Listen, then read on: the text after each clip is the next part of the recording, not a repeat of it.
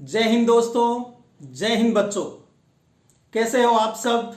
आ जाइएगा जल्दी से और अपनी क्लास शुरू करेंगे बिना किसी एक्स्ट्रा फॉर्मेलिटी के। तो शुरू कर लेते हैं।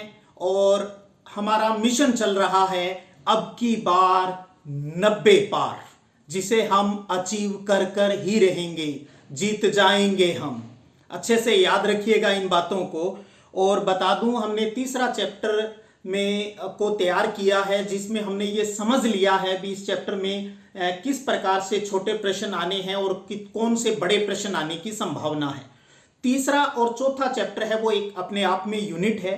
तो अब हम आज चौथे चैप्टर पर बात कर रहे हैं और चौथे चैप्टर को हम एक एक नंबर वाले प्रश्नों के लिए तैयार करेंगे। तीसरे में जो एक नंबर वाले प्रश्न बनते हैं उसको मैंने मानचित्र वाले वीडियो में आपको बता दिया है। उम्मीद करता हूं आपने अब तक उसका घोटा भी लगा लिया होगा। तो आज हम चौथे चैप्टर का घोटा लगाएंगे। और एक चीज और बता दूं, तीसरा और चौथा जो चैप्टर है वो विश्व जनसंख्या से संबंधित है और 13वां और 14वां जो अपना चैप्टर है वो भारत की जनसंख्या से संबंधित है और 25वां चैप्टर है वो राजस्थान की जनसंख्या से संबंधित है। तो आप कुल मिला के पूरी कहानी को समझेंगे तो 5 चैप्टर है और 5 चैप्टरों में जो मेन परिभाषा है वो सबकी सेम ही है। तो यानी आपकी काफी हेल्प हो जाएगी अगर आप तीसरे चौथे चैप्टर की काफी चीजें एक एक नंबर वाली अगर तैयार कर लोगे तो 13वां 14वां और 25वां जो चैप्टर है उनमें आपको कोई दिक्कत नहीं होगी। तो शुरू कर लेते हैं चौथा चैप्टर। अच्छे से समझिएगा भी कितनी बातें आज हमको समझनी है और या इसके अलावा आपको किन बातों का ध्यान रखना है। अपना जो चैप्टर है उसका नाम है जनसंख्या संरचना। तो एक चीज तो आप परिभाषा के रूप में ये याद रखिएगा भी जनसंख्या संरचना किसे कहते हैं। तो इसमें आपको ये लिखना है भी जनसंख्या संरचना में किन किन बिंदुओं का अध्ययन होता है। तो आपको याद होगा आयु संरचना है, यानी आयु वर्ग की जो बात होती है, आयु संरचना, लिंगानुपात, साक्षरता, ग्रामीण और नगरीय जनसंख्या और व्यवसायिक संरचना का अध्ययन है वो इस जनसंख्या संरचना में किया जाता है। तो यानी चौथे या 14वें चैप्टर के जो टॉपिक के नाम हैं उन्हीं का अध्ययन इसके अंतर्गत किया जाता है, यही बात इसमें लिखनी है। तो उसी कड़ी में हम सबसे पहले बात कर लेते हैं आयु संरचना और ये समझते हैं कि किसे कहते हैं आयु संरचना। समझिएगा, विभिन्न आयु वर्ग में लोगों की जनसंख्या को आयु संरचना कहते हैं। परिभाषा आपको 3-4 याद रखनी है। विभिन्न आयु वर्ग में लोगों की जनसंख्या को आयु संरचना कहते हैं। आयु संरचना को 3 भागों में बांटा है, बाल आयु वर्ग, वयस्क आयु वर्ग और वृद्ध आयु वर्ग। बाल आयु वर्ग की बात करें तो इसमें 0 से 14 वर्ष के बच्चे शामिल हैं। वयस्क आयु वर्ग में 15 से 64 वर्ष के लोग शामिल हैं और वृद्ध आयु वर्ग में 65 वर्ष और 65 वर्ष के बाद के जो लोग हैं वो शामिल है।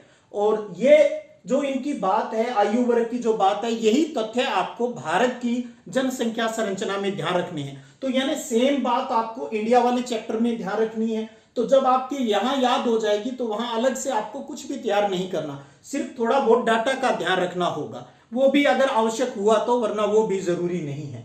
तो 3 आयु संरचना, विभिन्न आयु वर्ग में लोगों की जनसंख्या को आयु संरचना कहते हैं। 3 वर्ग है, बाल आयु वर्ग, वयस्क आयु वर्ग और वृद्ध आयु वर्ग। बाल आयु वर्ग की विश्व में जो संख्या है वो 26% है, वयस्क की है वो 66% है और वृद्ध आयु वर्ग की 8% है। अगर आंकड़े याद रह जाए तो ठीक है, नहीं रहे तो कोई दिक्कत नहीं। एक चीज समझ लें, यहां पर सबसे ज्यादा किस आयु वर्ग के लोग मिलते हैं तो वयस्क आयु वर्ग के लोग हैं वो सबसे ज्यादा है विश्व के अंदर। और कितने हैं? 66% है। और अब आपको एक चीज और यहां समझ ले, बच्चे हैं, बाल है और बूढ़े हैं। बच्चे और बूढ़े दोनों ही किस पर डिपेंड रहते हैं? वयस्क पर डिपेंड रहते हैं। तो इन दोनों के लिए हम कह सकते हैं बाल आयु वर्ग और वृद्ध आयु वर्ग है वो किस आयु वर्ग के ऊपर आश्रित रहते हैं, डिपेंड रहते हैं? तो उसका उत्तर होगा वयस्क आयु वर्ग पर। बुजुर्गों का और बच्चों का ध्यान रखना वयस्कों का काम है। तो यह हमारी सामान्य सामाजिक बात है, आपको अच्छे से पता है। तो इसमें क्या याद रखने वाला तो कुछ है भी नहीं। तो बाल 0 से 14, वयस्क 15 से 64 और वृद्ध 65 वर्ष और 65 के बाद वाले हैं। तो आप ध्यान रखिएगा, इन एज ग्रुप को जरूर आप अच्छे से ध्यान रख लीजिएगा। तो यह हुआ आयु संरचना की बात। और इसमें एक जो आपका टॉपिक है लास्ट में व्यवसायिक संरचना वाला है, उससे संबंधित एक प्रश्न है जो यहीं कर लेते हैं। इसमें अभी जो हमने पढ़ा वैश्विक आयु वर्ग, ध्यान रखिएगा वैश्विक जो आयु वर्ग है वो क्रियाशील जनसंख्या या क्रियात्मक जनसंख्या या कार्यशील जनसंख्या या व्यवसायिक जनसंख्या का प्रमुख घटक होता है। क्यों? क्योंकि काम कौन करेंगे? वैश्य करेंगे। 15 से 64 साल के लोग ही काम करते हैं। वो प्राथमिक, द्वितीय, तृतीय, चतुर्थक, पंचम जो व्यवसाय वर्ग है उनके अंदर सभी में सब कौन काम करता है? वैश्विक आयु वर्ग काम करता है। इसलिए इसे क्रियाशील या कार्यशील जनसंख्या कहा जाता है। ये बहुत अच्छा प्रश्न है। कार्यशील जनसंख्या किसे कहा जाता है या कार्यशील या क्रियाशील जनसंख्या का प्रमुख घटक कौन है? तो वैश्विक आयु वर्ग है जिसकी एज है वो 15 से 64 वर्ष है। तो कार्यशील जनसंख्या या व्यवसायिक संरचना का प्रमुख घटक वैश्विक आयु वर्ग है 15 से 64 वर्ष का। कभी वैश्विक आयु वर्ग के ऊपर बात करनी पड़े तो ये इतनी बात वहां एक लाइन में ये बात लिखकर फिर आपको क्या करना है? प्राथमिक, द्वितीय, तृतीय, चतुर्थक जो हम आगे वाले 7वें चैप्टर की रिवीजन क्लास में या पहले आपने तैयार कर ही रखा है वीडियो को, तो वो बातें लिखनी होती है। बस व्यवसायिक संरचना को आप कितना ही लंबा चौड़ा खींचते जाना बस। तो इतनी बात आपको आयु संरचना के लिए याद करनी है। उम्मीद करता हूं समझ में आ गया होगा, मुश्किल कुछ भी नहीं है। दूसरी बात करें लिंगानुपात की, बहुत इंपॉर्टेंट परिभाषा रहती है। लिंगानुपात किसे कहते हैं? चाहे विश्व वाले चैप्टर से आ जाए चाहे भारत वाले चैप्टर से आ जाए, तो पहले इसकी परिभाषा की बात कर लेते हैं। जनसंख्या में स्त्री पुरुष की संख्या के अनुपात को लिंगानुपात कहते हैं। जनसंख्या में महिला पुरुष की संख्या के अनुपात को लिंगानुपात कहते हैं। इसके साथ आप लिखना चाहे तो वो लाइन भी लिख सकते हो भी 1000 पुरुष के ऊपर महिलाओं की जो जनसंख्या होती है उसे हम लिंगानुपात के अंतर्गत उसके फॉर्मूले में बात की जाती है उसकी। तो ध्यान रखिएगा 1000 पुरुषों के ऊपर महिलाओं की संख्या है वो निर्धारित करता है लिंगानुपात। और उसके साथ आपको याद रखना है लिंगानुपात का फॉर्मूला। ध्यान रखिएगा इंडिया में ऊपर महिलाओं की संख्या होती है, नीचे पुरुष की जनसंख्या होती है। तो कुल स्त्रियों की संख्या बटा में कुल पुरुष की जनसंख्या और गुणा में आपको साथ में 1000 जरूर लगाना है अगर आपको फॉर्मूला लिखना पड़े तो ये लिंगानुपात का फॉर्मूला, ये इसकी परिभाषा हो गई। उसके अलावा विश्व लिंगानुपात की बात करें, विश्व का लिंगानुपात कितना है? तो 983 983 है। पूरे विश्व का औसत निकालते हैं तो 983 आता है, ये ध्यान रखिएगा। और साथ में सर्वाधिक लिंगानुपात वाला महाद्वीप कौन सा है? तो यूरोप का लिंगानुपात है वो सबसे ज्यादा है, 1055 है, 1055 है। तो ध्यान रखिएगा विश्व का लिंगानुपात 983, सर्वाधिक लिंगानुपात वाला कॉन्टिनेंट्स महाद्वीप कौन सा है? यूरोप है, 1055 है। उसके अलावा 1000 से ऊपर वाले लैटिन अमेरिका, उत्तरी अमेरिका है और ओसेनिया का 1000 है। उसके याद रहे ठीक है, वरना कोई जरूरी नहीं। तो सर्वाधिक लिंगानुपात वाला महाद्वीप यूरोप 1055, विश्व का औसत लिंगानुपात 983 है। जनसंख्या में महिला पुरुष की संख्या के अनुपात को लिंगानुपात कहते हैं। अब बात करते हैं लिटरेसी की, साक्षरता की। अब एक चीज आपको पता है, जनसंख्या संरचना का ये गुणात्मक पहलू है, उसकी क्वालिटी बताता है। और इसमें 7 वर्ष या 7 वर्ष से अधिक के वो लोग शामिल होते हैं जो अच्छे से किसी बात को पढ़ लिख सकते हैं या अंडरस्टैंडिंग जिसमें होती है उसे लिटरेट कहा जाता है, साक्षर व्यक्ति है वो कहा जाता है। विश्व का जो साक्षरता का रेशो है वो 77% है।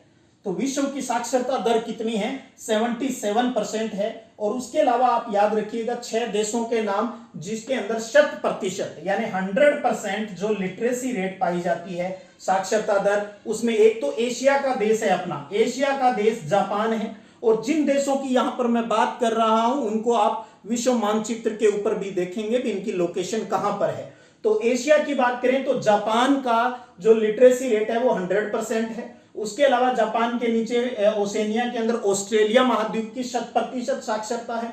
और उसके अलावा 4 देश डेनमार्क, फिनलैंड, स्वीडन और नॉर्वे, चारों ही पास पास में ही हैं और चारों ही यूरोप के देश हैं।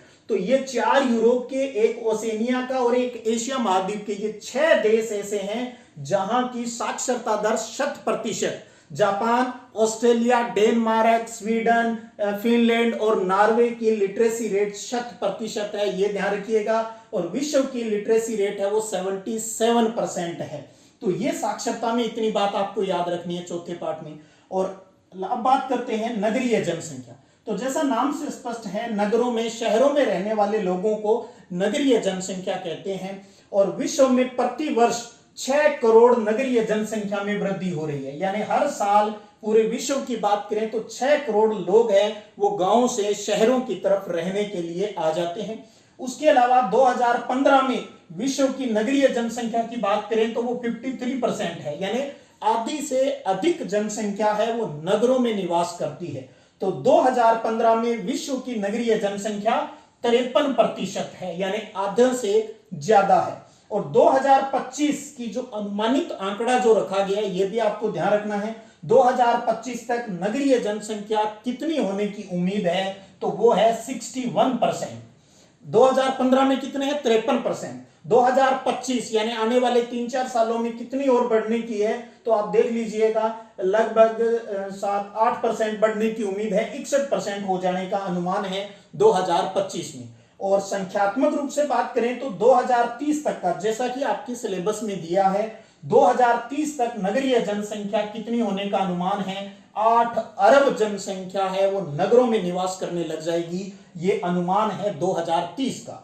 तो समझिएगा, नगरों में रहने वाले लोग, नगरीय जनसंख्या विश्व में प्रति वर्ष 6 करोड़ जनसंख्या है वो नगरों की बढ़ रही है। 2015 में नगरीय जनसंख्या 53% है, 2025 में 61% होने का अनुमान है। और 2030 की अगर बात करें तो टोटल जनसंख्या का बताया गया है भी 8 अरब होने का अनुमान है।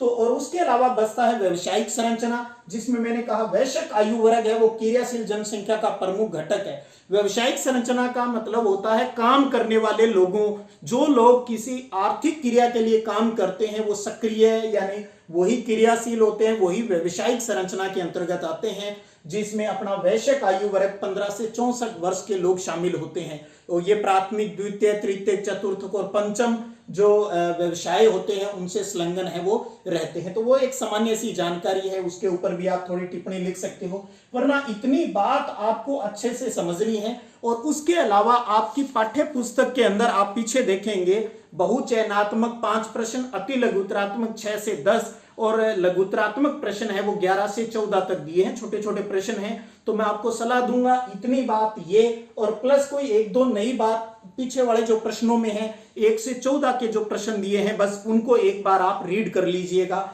इसके अलावा मुझे नहीं लगता आपको रिवीजन के रूप में या इस चैप्टर से कितनी बात याद रखनी चाहिए उससे कहीं अधिक रखने की आवश्यकता नहीं है, क्योंकि अब हम एक सिलेक्टेड चीज, क्योंकि हमारा उद्देश्य अब बोर्ड परीक्षा को लेकर है, रिवीजन के रूप में है। डिटेल पढ़ना है तो उसके आपको पता है चैनल के ऊपर पूरा सिलेबस है वो दिसंबर में ही अपलोड कर दिया गया था। अब हम रिवीजन क्लासेस लगा रहे हैं, जो बच्चा फिर भी डिटेल पढ़ना चाहे तो आप प्ले लिस्ट में जाना, कक्षा 12 भूगोल वाली में, वहां पर आपको सारे वीडियो और पीछे के जो टेस्ट हैं उनके सॉल्यूशन है वो सारे एक साथ है वो आपको मिल जाएंगे। तो ये था आज का अपना टॉपिक, जिसमें हमने चौथा चैप्टर लिया है, जिसमें हमने आयु संरचना को समझा, बाल, वयस्क, वृद्ध, 0 से 14, 15 से 64, 65 वर्ष की बात की। विभिन्न आयु वर्ग में लोगों की जनसंख्या को आयु संरचना कहते हैं। वयस्क आयु वर्ग है वो कार्यशील जनसंख्या ही होती है। लिंगानुपात में स्त्री पुरुष अनुपात को हमने लिंगानुपात कहा, कुल स्त्रियों की संख्या बटा कुल पुरुषों की संख्या गुणा में 1000, वो लिंगानुपात ज्ञात करने का फॉर्मूला हो गया। विश्व का लिंगानुपात 983, सर्वाधिक लिंगानुपात वाला महाद्वीप यूरोप है 1055। साक्षरता की बात करें तो विश्व की 77% यानी 70% साक्षरता है। 100% साक्षरता वाले देशों की बात करें तो एशिया का जापान है, ओसेनिया का ऑस्ट्रेलिया है, और उसके अलावा 4 देश यूरोप के हैं जो पास पास हैं, डेनमार्क, फिनलैंड, स्वीडन और नॉर्वे हैं। तो इन 6 देशों के अंदर 100% यानी 100% लिटरेसी रेट है।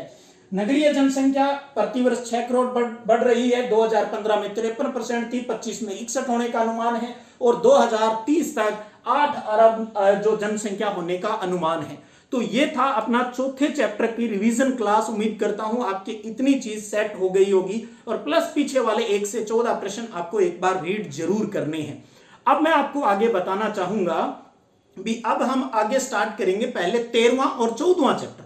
क्यों, आप समझ गए होंगे, क्योंकि हमने अभी अभी पॉपुलेशन को वर्ल्ड पॉपुलेशन को पढ़ा है उसके अंदर कौन कौन सी परिभाषाएं कॉमन हैं, भी जनसंख्या वितरण किसे कहते हैं, जनसंख्या घनत्व किसे कहते हैं, जनसंख्या वृद्धि किसे कहते हैं, आयु वर्ग किसे कहते हैं, जनसंख्या संरचना किसे कहते हैं, लिंगानुपात किसे कहते हैं, साक्षरता किसे कहते हैं, नगरीय जनसंख्या किसे कहते हैं। ये जो 8-10 परिभाषाओं की जो बात की है, क्योंकि यही सारे मुद्दे या इनसे जुड़े कोई फॉर्मूले हैं वो आपको 13वें और 14वें चैप्टर में तैयार करने हैं।